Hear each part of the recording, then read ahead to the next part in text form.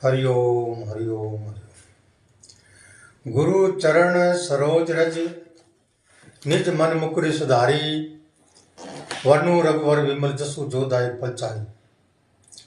श्री गुरु के चरण कमलों की धूलि से मन दर्पण को पवित्र कर मैं धर्म अर्थ काम और मोक्ष इन फलों को देने वाले परमपिता परमेश्वर के चरणों में कोटि कोटि साष्टांग प्रणाम करता हूँ। देखिए, आज का जो विषय है वह है विचार क्या है। भाई, आप लोग जैसे संत महात्माओं के द्वारा प्रवचन सुनते हो यानी विचार सुनते हो, तो क्या कभी आपने जाना कि विचार क्या है? विचार जानना बहुत जरूरी है, तभी जीवन सफल है, सार्थक है। तो विषय क्या है? विचार क्या है?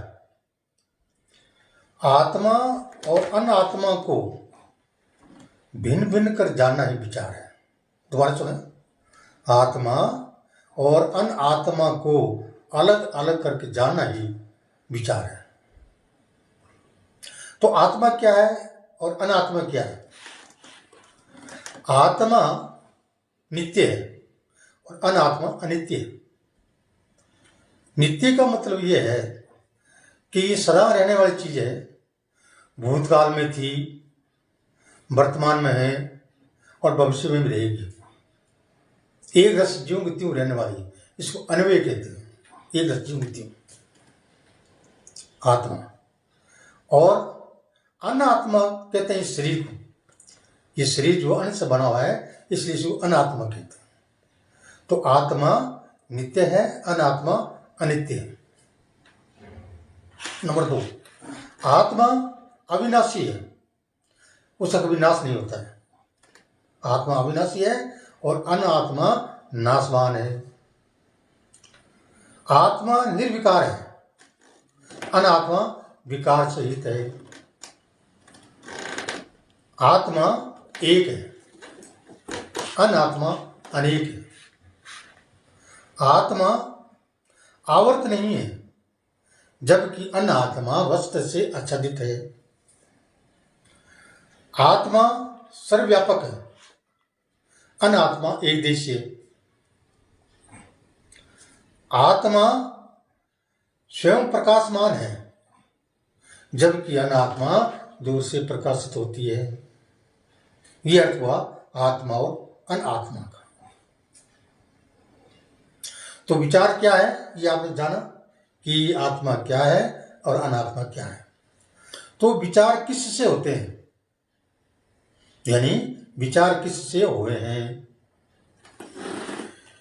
यह विचार ईश्वर, वेद, गुरु और अपने अंतःकरण की कृपा से हुए हैं। तो ईश्वर की कृपा क्या है? ईश्वर की कृपा है कि सतगुरु और सतशास्त्र पढ़ने की जो सामग्री है वो प्राप्त होना, ये ईश्वर की कृपा है। दोबारा सुने भाई, सतगुरु ज्ञान सामग्री की प्राप्ति यह ईश्वर कृपा है। यानी ईश्वर की कृपा के बगैर सतगुरु नहीं मिलता है, ब्रह्मनिष्ठ गुरु नहीं मिलता है, ब्रह्मविद गुरु नहीं मिलता है, ब्रह्म वेता नहीं मिलता है, और वीतरागी गुरु नहीं मिलता है, और उदासीन चक्रवर्ती गुरु नहीं मिलता है। ये ईश्वरी कृपा से मिलते हैं।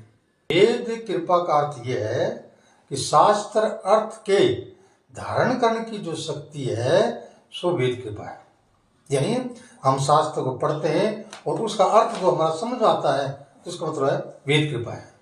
और शास्त्र अर्थ समझ नहीं आता है, इसका मतलब है वेद की कृपा नहीं है।